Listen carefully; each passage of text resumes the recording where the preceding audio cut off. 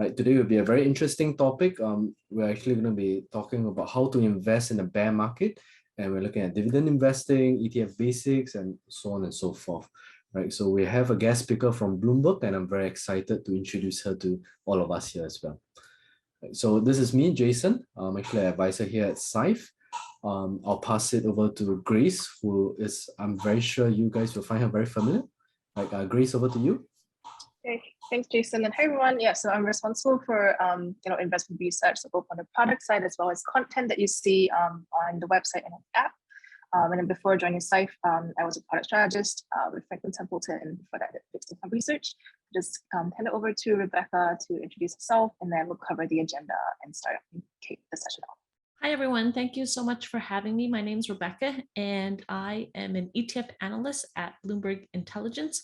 I'm also the co-chair of Women in ETFs, which I'll talk about shortly, but I'm very excited to have all of you guys join today and excited to cover the topics of ETFs.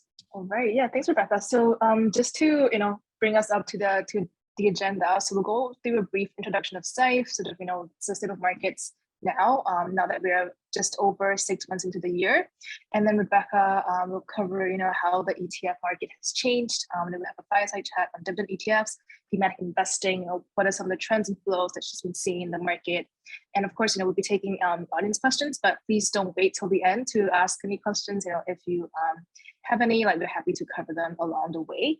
And then lastly, I know we are talking about dividend investing, so I wanted to show some other ideas that are not exclusively ETF based towards the end. All right, yeah, so I think most of you would know that we have both Syfe Wealth and Syfe Trade. So Syfe Wealth offers curated managed portfolios, going into having for core portfolios as equity, bonds, and commodities, and then we have thematic portfolios as well as custom ETF builder. And then on trade side, we have our online brokerage that offers free trades as well as fractionalization. Yeah, so we've been around for almost 3 years now. So we're celebrating our third year this month. And yeah, I mean, being a digital wealth platform, I think people sort of think that it tends to skew younger, but I mean overall, the ages of our users and our clients range from 18 to 93 years old. I think that's something we're quite proud of, and that just speaks to how we want to just make the platform really easy for people to use and to interact with. And then perhaps more exciting news, so we launched Syfe Trade the start of the year, as well as moving into Hong Kong in June, and then we will be launching in Australia next month. Yeah, so a question that we usually get is just, how is Syfe working with the other partners, and are we licensed and regulated by the MAS? And the answer is yes, we are regulated by the MAS under a capital markets license. And that means that we can, conduct fund management activities. And that also means that, your funds are kept safe, and your cash assets are, they're held with global partners like Citi, HSBC, and DBS. And even in the event that something happens to Syfe, your assets will be kept safe. And the next slide. Yeah, so just want to briefly go into all the products that we have.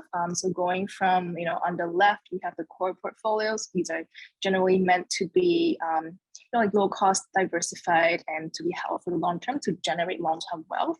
And then going into REITs and themes, they're a bit more specific. So REIT is for for people who are keen to have passive income, and then to have it be quite tax efficient too, because that's all Singapore as REITs. And the dividend yield, expected dividend yield for 2022 is about 5%, a bit over 5%, and it tracks the Singapore as REIT Leaders Index. For themes, we have 5 main themes, the most popular being ESG and clean energy, followed by disruptive tech, healthcare, China growth, and global income. So we'll talk a bit about global income later as we talk about different ways to invest for income. And then lastly, we have Cash Plus. So it's one of the most flexible cash management solutions in the market. Offers 1.5%, and it's been very stable since it was launched. And lastly, we trade. So if you're keen to execute some of the ideas that you hear about here today, you could do it on both wealth and trade. And we'll cover also, in what kind of use cases, would one sort of tilt towards trade or tilt towards custom. Next slide. All right, yeah. So I think that it's not a surprise to anyone that it's been tough for U.S. equities so far this year, right? So if you look at the S&P 500, which tends to be a benchmark, it's down about 20%. So it's been in the bear market territory, so meaning 20% fall from peak. And then the NASDAQ, which is even more growth heavy, has done worse. And two main factors have contributed, right? So firstly, it's being the Federal Reserve rate hike. And then more recently, to fight inflation, but also more recently, I think there were more fears about recession and inflation, and hence that even pushed some of the sectors that have been doing really well earlier, like energy, that we'll see in the next slide, down as well. But overall, U.S. equity ETFs have continued to attract inflows. And according to research that you'll see later from Bloomberg too, is that dividend ETFs have been looked upon quite favorably and have gained about 25 billion so far this year. And that's mainly because investors still want income and they still want yield, but they're avoiding bonds because they're of what's happening with the Fed increasing interest rates. Yeah, so we think that in the next year, it could be interesting to look at or to have a focus on dividends because they can provide downside protection during volatile markets. So we can go into that a bit more in fireside chat. But if we can go to the next slide quickly, just to show how the different sectors have performed. So the red dotted line, that's energy, and before June, or up until the start of June, it's done just phenomenally, right? Compared to the rest, it's really pulled away from the pack. But then with some recessionary fears becoming more evident, that has fallen too in the 1 month period. Yeah, if we go to the next slide. Oh, sorry. So now hand it over to Rebecca to talk about just to cover some ETF basics, how the ETF market has grown, and then some ideas for the rest of 2022. Perfect. Thank you so much, Grace. Great introduction. So as I mentioned before, let's start off with women in ETF. So background on women in ETF is you don't have to, men can also join. Most of our members are men because there are more men in finance than there are females. But the main purpose of this organization is to connect, support, and inspire. So if you like free drinks, sign up. We just had an event last month in Singapore. And this week in Hong Kong, we had an event on Tuesday. We had more than 160 people sign up. So you can either click on the link or pull up your phone to scan the code. But ultimately, it's a group of people that just connect, support, and we have networking events. So all of our events are educational based and they're all free and anyone can join.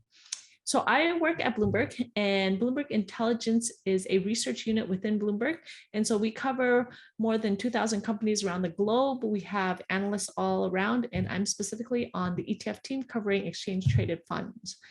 If you do have a Bloomberg terminal, you can follow my research under bio Rebecca Sin. We also have a dashboard that has all of our research. So if you do have a terminal, just click BI ETF Go, and then you'll see all of that. So before we begin, we want to make this interactive and fun. So we're going to do a trivial pursuit.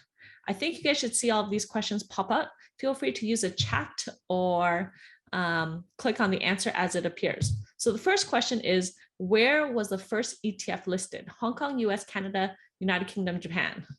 The answer is in Canada. Canada was actually the first place where ETF was listed. Ooh, no, only one person guessed Canada. Yay for that person for getting it right. Most people think it's a US, but that's actually incorrect. The background to it is US actually came up with the idea, and then US was talking to Canada, but because Canada has easier regulations, the Canadian stole the idea from the US. Okay, the second question is then, when was the first ETF listed? 1924, 1955, 1984, 1999, 1995. All right, the answer is 1999. Let's see if anyone got it right. Ooh, 4 people got it right. Keep track of your score, guys. Okay, the next question is, the biggest ETF replicates the price movement of the GDP, agricultural commodities, precious metal, major stock indices, combination of bond and equity. This one's a little bit tricky. If you guys are having any technical difficulties, let us know. Okay, the answer is major stock indices. Everyone did well. 20 people got that correct. Well done. Okay, the next question is, when do price change occur for ETFs? At the end of the day, at the open and close of the market, instantaneously, at the end of the month, whenever market fluctuates? The answer is instantaneously. All right, we got 11 people that got it. So ultimately, the price of the ETF changes constantly throughout the day. And the reason why I put the end of the day, those are mutual funds. So mutual funds only change their price once a day at the end of the day. The next question, which of the following is not an asset class? You have equities, bonds, ETFs, alternative investments, crypto, and cash. The answer is, let's see what you guys put in. ETFs, good job. So the reason why ETF is not an asset class is because it's a combination of bonds, equities, cash, crypto. And so this one is a little bit tricky. I'll go into details on this in the presentation. Okay, this one's a good one. In APAC, what percentage of financial wealth is held in cash on average? And so the question is 25%, 38, 46, 65, 75. So oftentimes, how much wealth do Asian investors hold in cash? So if you live in Hong Kong, you can think of Carrie Lam, she has piles and piles of cash in her house because she can't get a credit card anywhere. Okay, so the answer is on average. Let's see what you guys put. The answer is 46%. Ooh, most people guess 65. So technically, usually Asian people tend to hold more cash. They just feel safer. To have $8 million by the age of 65, how much do you need to save per month if you're currently 25 years old? And so ultimately, as a robo-advisor, one of the things we talk about is often, how much do you need to save so that you can have, say, 8 million by the time you're 65? Actually, I think this one, the conversion was, I did this in Hong Kong dollars. So this may change your answer. So if you get the wrong answer, just think of $1 million. So how much do you need to save to get $1 million? The answer is, a lot of people got this one right. $5,000, that's correct. So you really don't need to save that much every month. And that's 5,000 Hong Kong dollars. So it's not very much, it's less than 1,000 dollars, roughly 700. Okay, the next question. I should select an ETF based on which criteria? Assets under management, fees, liquidity, tax implication, advice from my friends and family, total cost of ownership. So someone asked a tax question. We'll address that either in the middle or at the end, up to you, Jason. But this is a live session, so feel free to put in all your questions as we progress or as and when. And there's an anonymous function, so we can't actually see who the question is coming from. So feel free to use it. Okay, so you should select an ETF based on, let's see what you guys selected. Ooh, everyone says assets under management, 52%. A few people selected total cost of ownership. So the answer is total cost of ownership because this includes everything and not just assets under management. I'll touch upon this in my presentation. But oftentimes people select ETF based on fees and assets under management, which is not the best.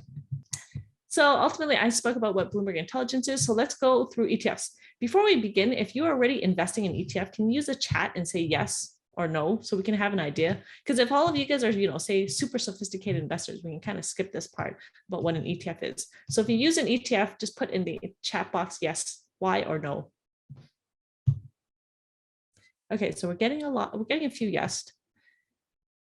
We have a lot of silent people that don't participate. Okay, so given that most of you guys use an ETF, I'll go through this part pretty quickly. An ETF is ultimately like a mutual fund and like a stock. It's a hybrid of both because mutual funds trades only once a day. Stocks trade throughout the day on the exchange. And so an ETF is a combination of both. If anyone has separate questions at the end that they can feel free to message me directly. People use ETFs ultimately because it's cheap, diversified, it helps to manage your risk, there's tax benefits, and it's easy to trade. The negatives or the cons of an ETF is ultimately there is a tracking error because it generally tracks a benchmark, and potentially there are some costs associated with it. As you can see in this graph, index funds are an efficient way to build wealth. And so ultimately, for instance, most ETFs average 5 to 7%, but you can see that the compounding effect is quite significant. So this graph shows that if you start investing at 0, the compounding effect by the time you're 50 is quite significant. And so a lot of the logic, especially for retail investing, is that if you start investing young, so for instance, when you're 25, just by saving $700 every month, it can be quite significant by the time you're 50 due to the compounding effect. And so the risk associated with ETF is ultimately capital risk, tax risk, currency risk, and there is some trading risk associated, which I'll go into details. Now, what type of ETFs are there? There are more than 10,000 ETFs. And so one of the challenge often becomes, how do I select the right ETFs? And we get a lot of questions around this. So I'll kind of go in detail with this. And so there's really 5 things you need to think about when you're thinking of selecting ETFs and what are the things to consider. The first is the exposure. Is this the right exposure? So for instance, do you want US versus Asia Pacific versus Europe? And then the second thing is, then what is the structure? So most ETFs are physical, but there are some synthetic ETFs, like a lot of the commodities ETFs, for instance. And then someone did raise the tax question, which we will address. The tax question is a little bit complicated because it depends on where you reside, and then ultimately the performance as well as the liquidity. So all of these 5 things equal to the total cost of ownership. And so we'll cover this in detail. But the thing is, I'm going to go through this pretty fast. And so if you do have questions, feel free to contact either Grace or Jason or us, because ultimately, I don't know what we have a mix of investors online.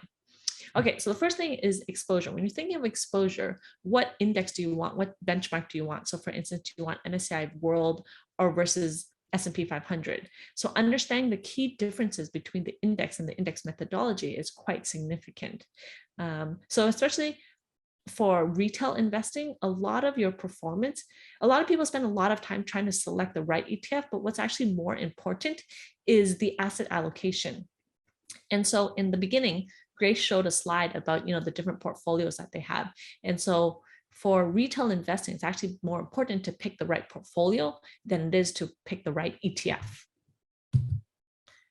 In terms of ETF structure, you can see that there are physical ETF versus synthetic. So the main difference is, for instance, a physical ETF, if you take S&P 500, it's going to hold all 500 stocks. If it's a synthetic ETF, it's going to be a swap base. And so swap based ETF, there is counterparty risk. And so that's just something to think about. The thing is, most ETF nowadays are mainly physical, but there are some that are synthetic. So for instance, as I said previously, commodities ETF, like for instance, oil ETFs are all synthetic. And the reason why is because if you were to physically transfer or store barrels of oil, it would be really expensive. The next thing to think about is then the tax and where the ETF is domiciled. Jason, did you want to answer the tax question first that we got from the audience?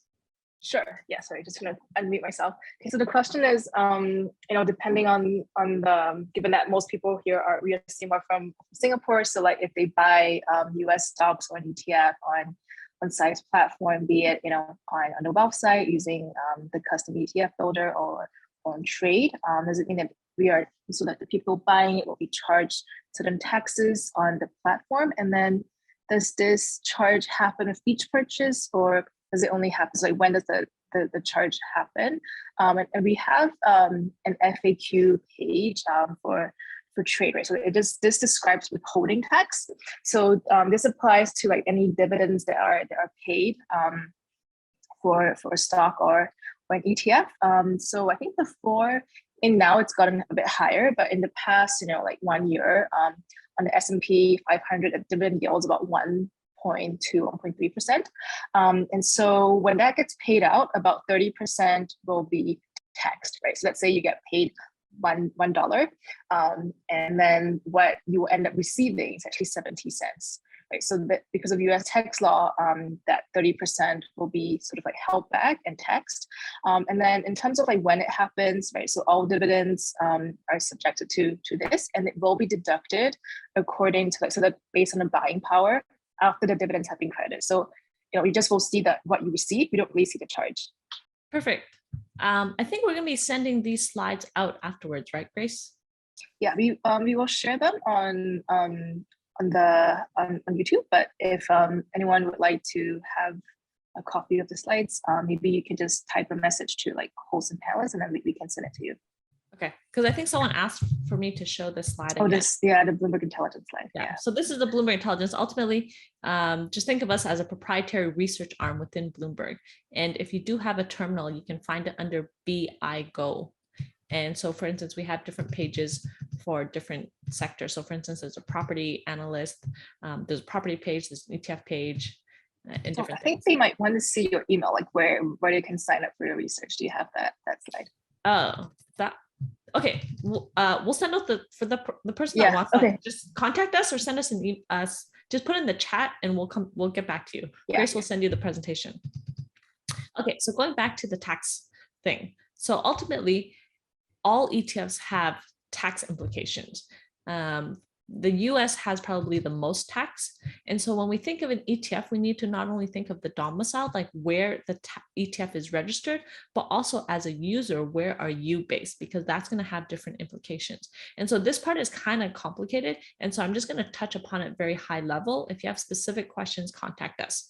And so ultimately, when you think of an ETF, there are 3 levels of tax. There's the investment level.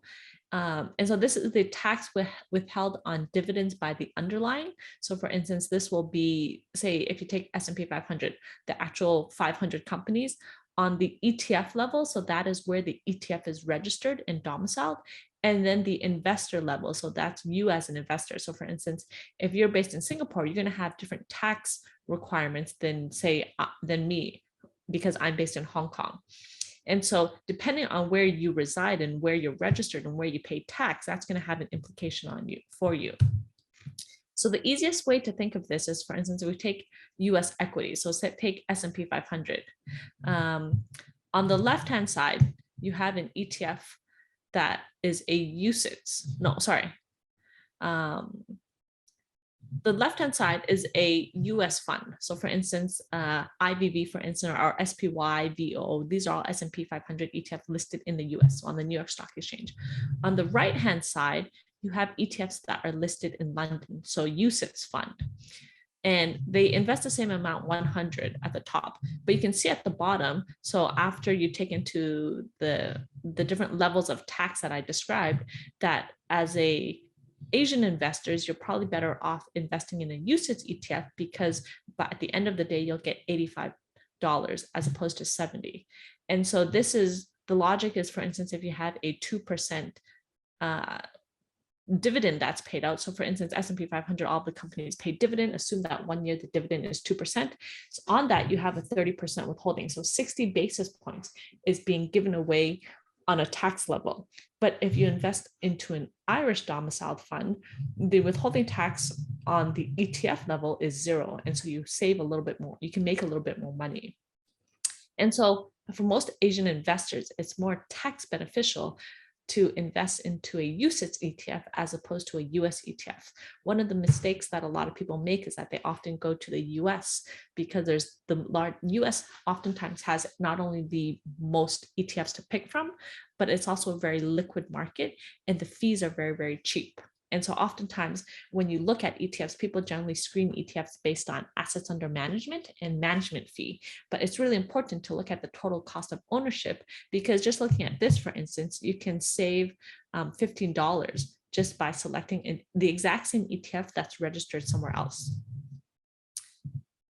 The next thing to look at is then performance. The tax bit is very complicated, so I kind of just touched on a very high level. Feel free to contact any one of us for specific questions. The next thing is then performance. The performance of the ETF. Even looking at S&P 500, not all of this ETFs will have the exact same performance, and ultimately there's tracking differences and tracking error. So you have to make sure you select the ETF that is right for you. And then the last part is then the liquidity. How easy is it to trade in and out of the ETF? What are the trading volumes? What are the spreads? And so for a lot of the ETFs, even though the US market is the most liquid, especially in Asia, a lot of the ETFs are very liquid, but there's oftentimes not enough liquidity on screen. So for instance, if you look at Singapore, a lot of the Singaporean ETFs, are super liquid, but when you look on screen, it may not appear to be very liquid. And so when you are trading, especially for retail, we often say put in a limit order. That way you can trade at the right price that you want. And so when we take into account all of these factors, this then creates a total cost of ownership. And so this is the cost that you have to spend on purchasing the ETF, holding the ETF, the management fee, the cost of selling the ETF, the bid-ask spread. And once you factor in all of those things, then you can say, this is the right ETF for me. And so when you do select an ETF, don't just screen by assets under management and management fee. Look at everything holistically. What is the underlying, what's the bid-ask spread, how much commission do I have to pay, and take all of these things into account. So I did that really quick.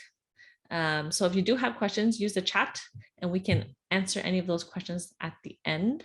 And then now we're going to have a chat with Jason about some of the questions that you guys may be thinking about. Thanks a lot, Rebecca. Thanks for that quick intro. Right. So Rebecca, if you don't mind, I'm just going to share my screen for the questions that we have. Okay, so how are current inflows looking, right? So we know that US equities, for the most part, it's still positive. But what about, overall for the ETF market? How's that looking?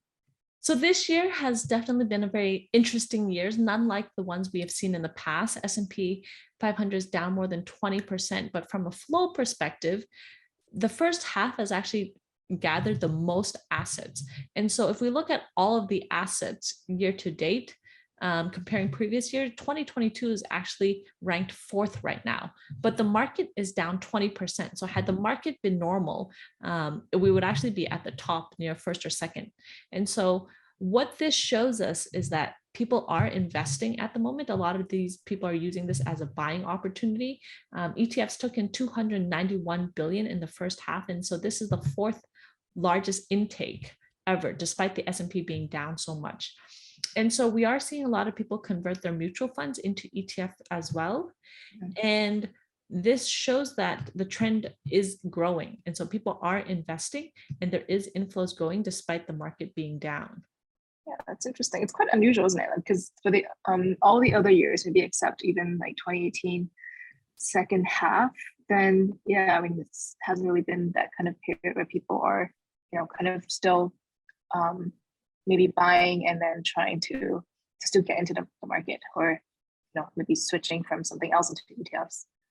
Yeah, for the next one, because we mentioned high dividend ETFs in the past, could you talk a bit about that, right? Should investors there are a few in the market, and then we have 3 like dividend specific ones on Syfe Wealth that we'll share about, but more broadly, there are many different ways of looking at these.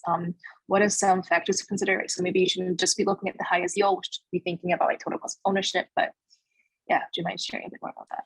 So since the market is down so much, a lot of people are looking to diversify their risk, and high dividend was one of the sectors that got the most inflow. So year to date, they got 25 billion.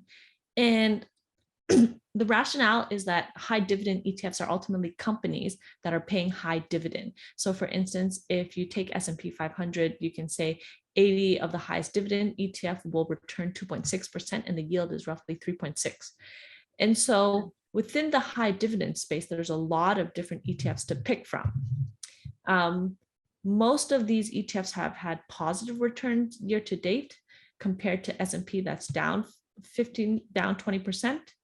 But how do you select this? And so this is then something to take into account. There are 2 types of high dividend ETFs. The first one is called what we call dividend growth. And so these are usually the tech names. And so they have like Apple, Microsoft, but the yield is lower. And then you have the category that's called the high dividend. And these are the energy and the REITs. So if you do have a Bloomberg terminal, you can screen by all of the dividend ETFs. And you can see here that we break it down into the sector. So for instance, it will show the composition of this specific dividend ETF has 9% energy versus another ETF like the Schroders one, which has 20% in tech. And so as we look at all of the dividend ETFs this year, there's been a huge performance range. Some of the performance is 30-40%, while some of it is less than 10%. And the reason this year specifically is ultimately due to energy and utilities. Energy and utilities have done phenomenally well this year. And so the returns are more close to 30%. And so it's kind of skewed some of the performances on this. But the challenge with high dividend ETFs is that because there's so many, you really need to pick the right ETF. And so it's a double-edged sword, because if energy sector is down, then the whole ETF is going to be dragged down. While, for instance, historically, tech has done really well. So the dividend growth ETFs would have done better than the high dividend ETFs. Have you seen just the energy heavy ETFs gaining more flows than the sort of more diversified ones? So if we look at flows, this is the graph of all of the dividend ETFs. So you can kind of see that it's kind of sporadic. It's not quite even. And then on the left, we break down the different types of dividend ETFs. So you can see that the dividend grower versus the high dividend. And so I'd say this year, we've probably definitely seen more into the energy sector just because it's done so well. And from a performance perspective, most of the energy dividend ETFs have returned 20 to 30%. And so it is really difficult to pick the ETF because you can never time the market. And, getting the right trend is really what's more important, I would say. For these high dividend or even dividend growers, would you consider them as a core or satellite allocation? So I think this is a really good question because it depends on how your portfolio is allocated. For me personally, I normally have my core position as macro position, so like S&P 500, MSCI World, Asia Pacific, and dividends I normally put as a satellite position. Some people do put this as one of their core portfolios. And so when you look at this, the most important thing is how do you view your portfolio holistically as a whole? And so I don't think there's a right or wrong answer. It just depends on what you're holding. And I think that's why the portfolios that you guys have, you guys look at the portfolio holistically. And so a lot of people try to cherry pick ETFs for their portfolio and they try to time it with the market, and that usually never works. So next, we saw a lot of new launches for thematic ETFs in 2021, even for the first half of the year in 2022 so far. And most of them have tended to still be rather growth heavy. So where do you see this trend going in 2022 and 2023? So Thematics ETF is always very, very popular, especially in Asia. It's like the hot sauce that everyone likes to invest in. And this year we saw one of the most launches ever, despite the volatility. And so, for instance, in the first half alone, the US had 208 ETFs.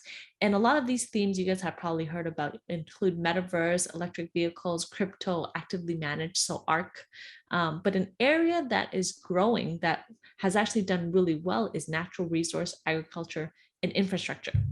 And most people in Asia never talk about this. And the main reason is in Asia, there's not that many agricultural infrastructure companies.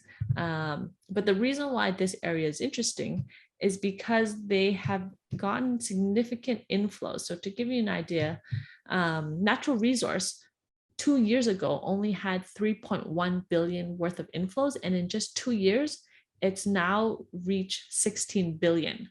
And so 2 years ago, sorry, my number was wrong. 2 years ago, it was 6 billion, and now it's 16 billion. So in 2 years, it's gained 10 billion. Year to date, this sector got inflows of 3.1.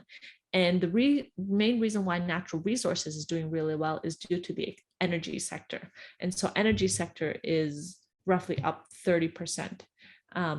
What do I include as natural resources? And these are companies that produce things from earth. So this is oil, gas, mineral companies. And so if we look at the sector trends, you can see that there's a lot of different sectors and themes. But the thematic trend is growing up. And you can see in this graph that it's second to technology. So especially in Asia, a lot of people like to invest into tech names, so Alibaba, Tencent, Baidu, and that has been a very popular trend for the past 2 years. But I think now we're seeing thematics pick up because there's so many different areas that you can invest in within thematics. Yeah, I know. So when I first heard about the list that you guys curated, like on Bloomberg, curated for like the top 22 ETFs to watch for 2022. I know and it's a quite diverse list. But I invite everyone to sort of check out the research. And we're happy to share that afterwards too. Yeah, and then it's a good mix of both thematics, but also some of the core and maybe seen as kind of more stable type of ETFs. Right. So the next one is, what's your view on the overall ETF landscape in the next 3 to 5 years? So the ETF landscape is definitely growing. You can see that thematics is picking up. There's an explosion of new categories. So for instance, crypto, cloud computing, blockchain. The list is never ending. So where do I think this will go? I think active ETFs still continue to take a lot of inflow. So for instance, ARK, you guys are probably all familiar with Cathie Wood's fund. She, despite her fund being down almost 50% this year, she still manages to get tons of inflows. So a lot of people are looking to more actively manage ETFs. I think in Asia, we don't have this as much, but I do think that this area is going to grow. I think thematics is going to grow. The metaverse is not yet defined yet, and a lot of people are looking to jump in on that bandwagon. Crypto, I think, is going to do really well. So for instance, 2 months ago, Australia launched the first physical Bitcoin ETF. So now you can trade Bitcoin ETF around 24 hours from Asia open all the way to US close. And then going back to what Grace said, in December, we created a list of 22 ETFs that we're looking at this year. And the reason why it's 22 is because it's 2022. Every year we add one more ETF to the list. And these are some of the ETFs that we're looking at the moment. So ARK, it's of course very popular. You can see that this list just highlights some of them, but we do have a mix. So we have natural resource, which is what I spoke about. Infrastructure is going to develop, electric vehicles. I think when you think of an asset allocation perspective, these themes, the hot, spicy, sexy ETFs that people normally invest in, should only be a small portion, like 10 to 30% of your portfolio. You should still mainly invest most into the core. And so I think where the market's going to go, we're going to see more and more ETFs grow. And where I see that growth is really in the theme sectors. Yeah, and then would you be able to share some of your favorite ETFs or anything that's kind of under the radar, or that you think should have a bit more airtime? I'm more of the boring traditional macro S&P 500 MSCI world. I think where this is an interesting chart because this is where the flows have gone in the past 12 months. And this is a breakdown by the management fee. So dirt cheap is any ETF that's under 20 basis points. The middle is 20 to 60 basis points, and the shiny objects are like the Cathie Wood, anything over 75 basis points. You can see that a lot of people are rebalancing their portfolio to the dirt cheap ETFs because there's so many ETFs to pick from. A lot of the macro ones, so for instance, S&P 500, you can get it as cheap as 3 basis points. A few years ago, Fidelity launched some ETFs at 0 basis points. And the reason why they did 0 was because they're trying to get assets under management. And so when I think of investing, I like to look at my portfolio holistically. I usually say I'd have 70% in very boring stuff, plain vanilla, macro, S&P 500, MSCI World, Asia Pacific. And then from there, the other 30% I'll put into thematic. So for instance, electric vehicle, I think is going to be a growing theme. Metaverse is growing. So for instance, a lot of the metaverse ETFs are down 50% right now. It will probably continue to drop as the market goes down. But ultimately, a lot of the thematic ETF is more of a buy and hold strategy. So, do you need that money right away? If so, I probably wouldn't put it into a metaverse ETF. But if you need it in 5 to 10 years time, then I do think that sector is going to grow. But I think the most important thing that people always ask me is that, what should I do with my money? And so I think Warren Buffett, you guys may or may not know this, but in 2007, Warren Buffett had a bet with his hedge fund friend who was a CEO, was like, I bet you $1 million. I'm going to put my $1 million into S&P 500. And the hedge fund person was like, okay, I'm going to get my $1 million. I'm going to invest it into my hedge fund. And the challenge was that in 10 years time, let's see who's going to do better. And so ultimately, Warren Buffett did win that by a lot. And the logic to that is that just by investing passively into the market, you don't need to rebalance every day, but by investing into passive funds, that in the long run, due to the compounding, you will outperform the market. And so I think the main thing is to invest daily or monthly on a consistent basis. It doesn't have to be very much, but the compounding effect is quite significant. Yeah, definitely. Yeah, thanks, Rebecca. That's a very nice segue into our next section. But if you want to just flash the QR code, yeah, and then if anyone is interested to join Women in ETFs, please scan the QR code. Men can join too, don't forget. Yes. Pretty much free drinks, fun activities, scan the QR code. Yeah, and then for the last part, I just wanted to share a few, other income solutions. And also, we will be sharing a promo code for both new and existing clients. So stay tuned for Jason's next few slides. Yeah, and thanks, Rebecca. That was very informative. And yeah, I think it's really well structured too. So thank you for that.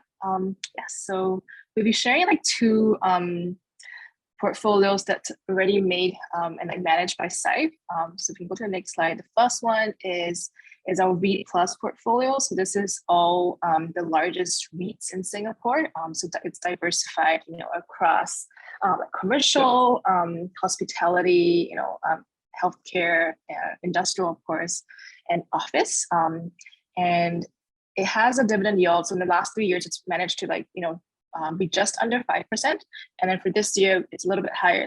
It's projected to be 5.5% for 2022.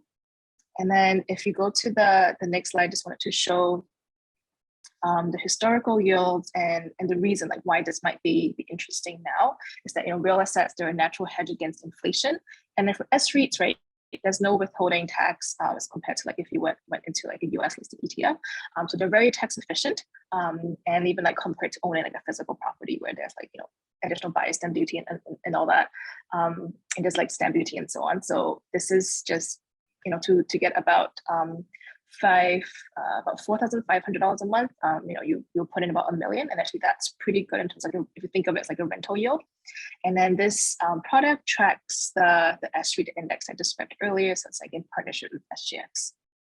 Okay, and then the next one is our global income portfolio. So this is under themes, along with the other 4 that are equity heavy. So this is a mix of fixed income, preferred, just a hybrid between fixed income and equity, and then with REITs. So for this portfolio, the gross yield is about 5%, but the yield to maturity is almost 7%, and it has a relatively low duration, so it's not as sensitive to interest rates because the duration profile is about 3 to 4 years, and there's an allocation to global corporate and government bonds.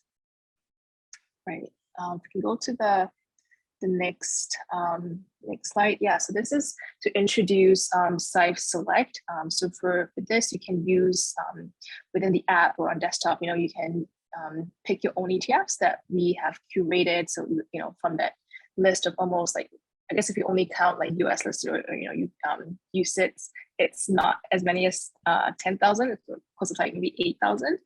So we narrowed that list down to about 140 as of maybe last month. And Jason, if we can go to the next slide, just have a quick overview of how we kind of narrow it down, but looking at cost of ownership, but then of course.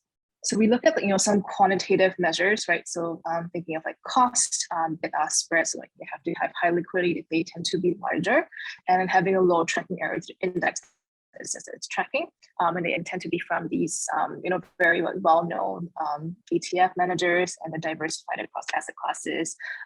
Some of the themes the mega trends that we talked about, and in different countries. So that feeds into all the ETFs that we use for the core portfolios, thematic portfolios for custom.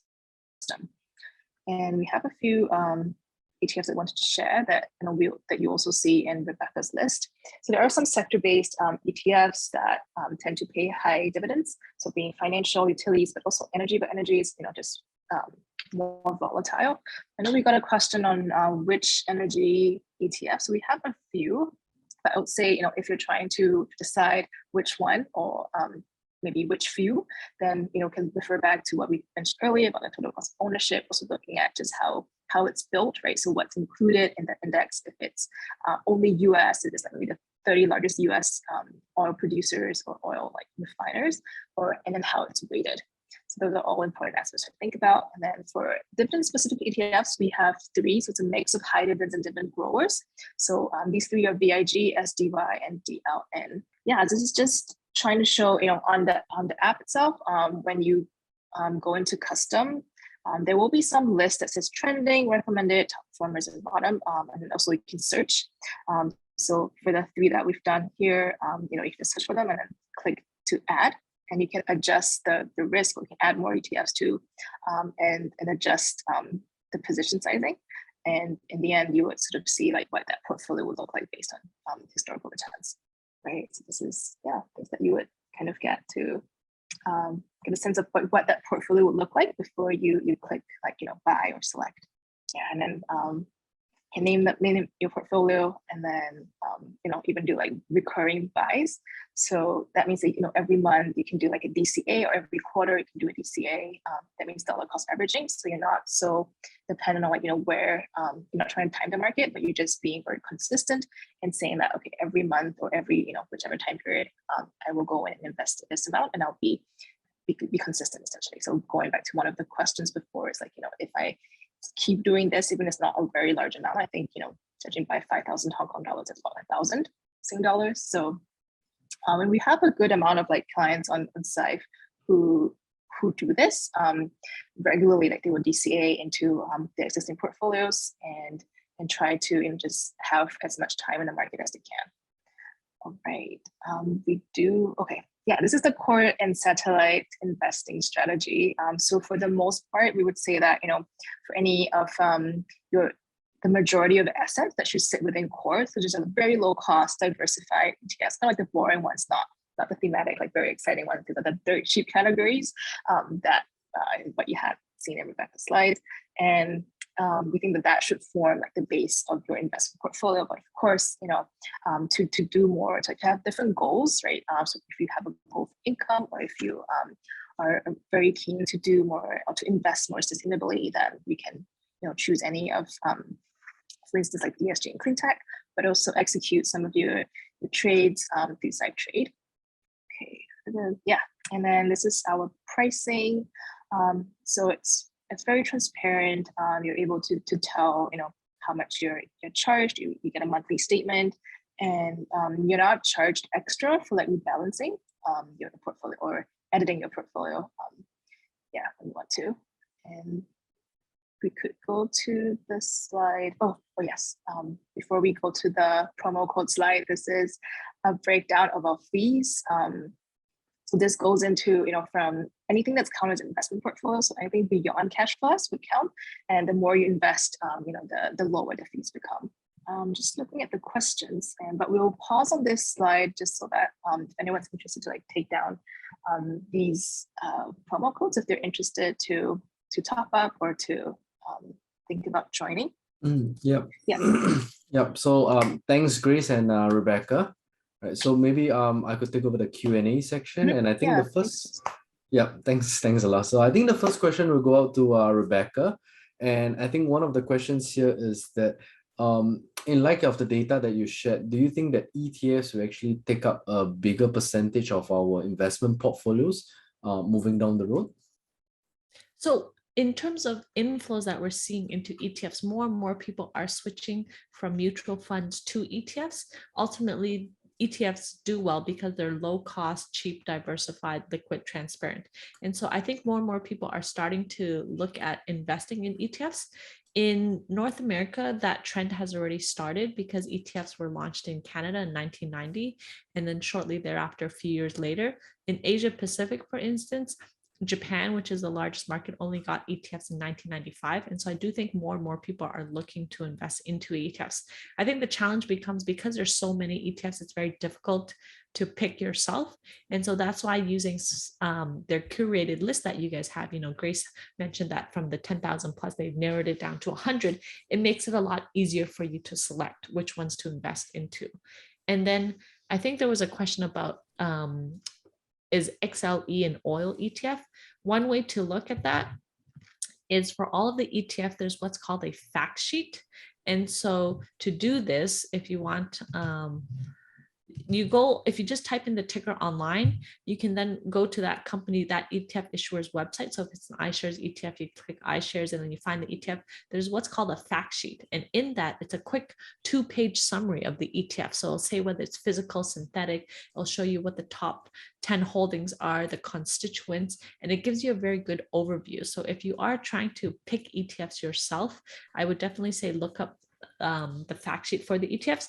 But for most retail investors, it's easier just to invest a portfolio because they do all the work for you. You don't have to select the ETF. So Syfe will rebalance the portfolio. They'll do the ETF selection. And then all you need to do is just invest every month. Not only do you save time, but you do benefit from the compounding effect.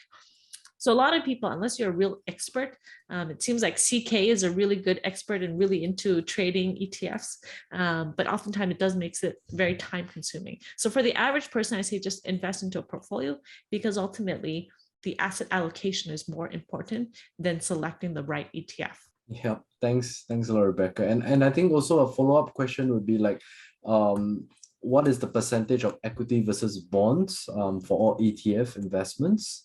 So this depends on your risk profile. So for instance, if you have someone who is 75 years old, they're going to be shifted more, probably 90% in fixed income, because ultimately they just want their money to be consistent. While if you're 25 years old, you can be a little bit more adventurous, you can be a little bit heavier in equities. In terms of, I don't think there's a, historically there's a 60-40 rule, 60% equity, 40% fixed income. I don't think that really exists now. And so I think now it really depends on your risk profile. What do you need this money for? When do you need it? And how much are you investing? And so I really think that there's no right answer, but I think within you guys, whenever you sign up for any platform, there's usually a risk profile that you do, you answer a bunch of questions. And so you need to think about, are you more conservative? Are you aggressive? Like for instance, this year, market has gone down close to 20%. And a lot of people who have historically invested were like, I didn't expect this. I didn't expect S&P 500 to drop so much. So it depends on your risk tolerance. Can you withstand the volatility?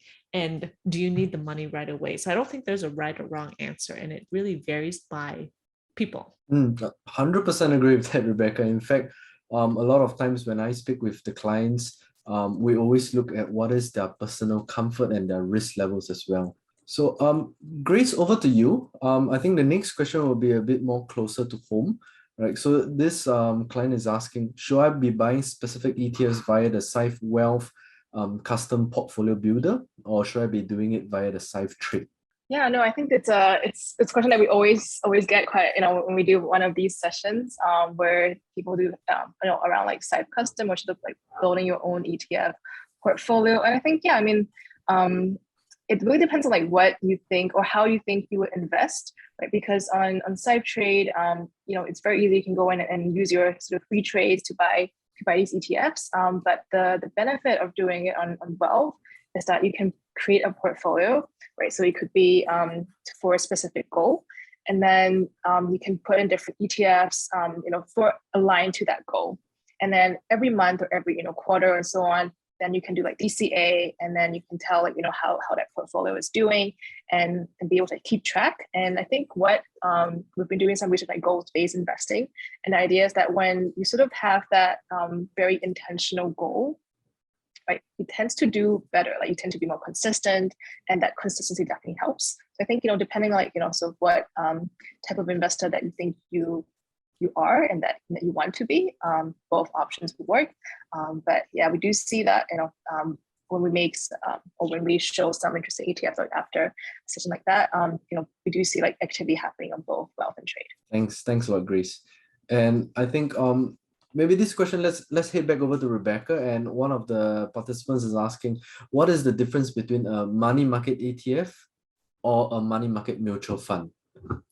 So the main difference between mutual funds and ETFs is that mutual funds only trade once a day. So normally, if you want to buy a money market mutual fund, you fill in a form, it sends it to the mutual fund advisor, and then you'll get a net asset value. The money market ETF, the price will fluctuate throughout the day. And so the ETF you can trade throughout the day on the exchange at any point in time. So it's listed, it's registered, while the mutual fund, you have to do it through your advisor or whatever platform you're using. And so the main difference is one, you can trade in and out of throughout the day, while the other one, you can only trade once a day. Thanks, Rebecca. I think that was a pretty straightforward question. I think one more last question we have for today goes over to Grace, and it's regards to the dividend ETFs that we have curated on our Syfe Select. So I think the participant is asking, like, are they the best in that particular team itself? Yeah, I mean there are a lot, right? I mean there are definitely more than like the three that we've curated. But we felt like these three, they're both, I mean not both, but they so one is already like the dividend growers, and then there's some that are high dividends. So it's a good mix. And then there are others that maybe like even more concentrated. So we sort of wanted to choose ETFs that were not too concentrated. So you've seen like some of these high dividend ETFs only holding like 30 to 50 stocks. And I feel like maybe in that case, right, then you end up being a bit too concentrated. But of course, like some of that have just performed a lot better because they had a higher application to energy in the last year. Yeah, but we'll be happy to just go over like all the ETFs that I think Rebecca has said, which were more than three. And for the ETFs that are not on the Syfe Wealth platform, you are able to of course trade them on Syfe Trade. Yeah, but for our curation, it's because we're trying to choose like the most liquid and like cost efficient, really most diverse, right? That don't really have that much overlap with a fourth or fifth ETF in that sense. All right, thanks, Grace. So I think to wrap up today's session, I think it's been a very fruitful discussion. Rebecca, I really enjoyed the interaction between you and the us as well. So I think maybe before we end today, Rebecca, Grace, would you all like to say a few words? Invest constantly and start investing now. Don't try and pick the ETF because there's going to be too many. I think just pick one of the portfolios that they have on the platform and stick to it. As long as you're investing every month or every 2 months, over time, the compounding effect will be significant. Don't try and pick and choose and time the market. It never works. Yeah, no, I think it's very similar to some of the content that we put out. And I know it's very tough to sort of see, the market like still be very volatile, and then with the inflation print from yesterday, that didn't really help. But yeah, I think it's sort of like slow and steady, not really going into all the extremely shiny objects, but also like having a diversified portfolio. I think that goes a long way. So I think to end off with, one of my clients was actually sharing with me that your investing journey should be as exciting as watching grass grow or watching paint dry. So I think that really is a message that comes to mind when I hear all this sharing. All right, so we've gone past a little bit. 6:06 right now. I won't hold us all back. Thank you all for the fruitful session. Thanks, Rebecca, and thanks, Grace, and of course, thanks to all participants as well. Yeah, thanks everyone for joining us. Thank you for joining, everyone. Thanks, Rebecca. Thank you.